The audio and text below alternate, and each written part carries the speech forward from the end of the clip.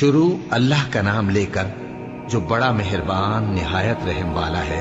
اللہ کا حکم یعنی عذاب گویا آ ہی پہنچا تو کافروں اس کے لیے جلدی مت کرو، اور یہ لوگ جو اللہ کا شریک بناتے ہیں وہ اس سے پاک اور بالاتر ہے۔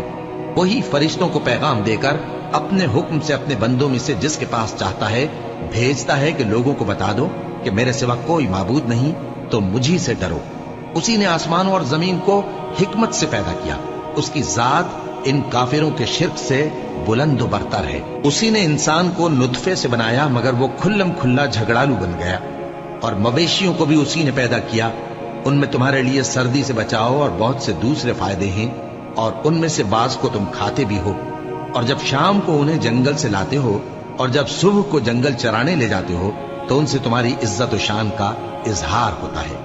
اور دور دراز شہروں میں جہاں تم سخت محنت کے بغیر پہنچ نہیں سکتے وہ تمہارے بوجھ اٹھا کر لے جاتے ہیں۔ کچھ شک نہیں کہ تمہارا پروردگار نہایت شفقت والا ہے، مہربان ہے۔ اور اسی نے گھوڑے اور خچر اور گدھے پیدا کیے تاکہ تم ان پر سوار ہو، اور وہ تمہارے لیے رونق و زینت بھی ہے۔ اور وہ اور چیزیں بھی پیدا کرتا ہے جن کی تم کو خبر نہیں۔ اور سیدھا رستہ تو اللہ تک جا پہنچتا ہے، اور بعض رستے ٹیڑھے ہیں، اور اگر وہ چاہتا تو تم سب کو سیدھے رستے پر چلا دیتا۔ وہی تو ہے جس نے آسمان سے پانی برسایا جسے تم پیتے ہو، اور اس سے درخت بھی شاداب ہوتے ہیں جن میں تم اپنے مویشیوں کو چراتے ہو۔ اسی پانی سے وہ تمہارے لیے کھیتی اور زیتون اور کھجور اور انگور اور دوسرے بے شمار درخت اگاتا ہے، اور ہر طرح کے پھل پیدا کرتا ہے۔ غور کرنے والوں کے لیے اس میں اللہ کی قدرت کی بڑی نشانی ہے۔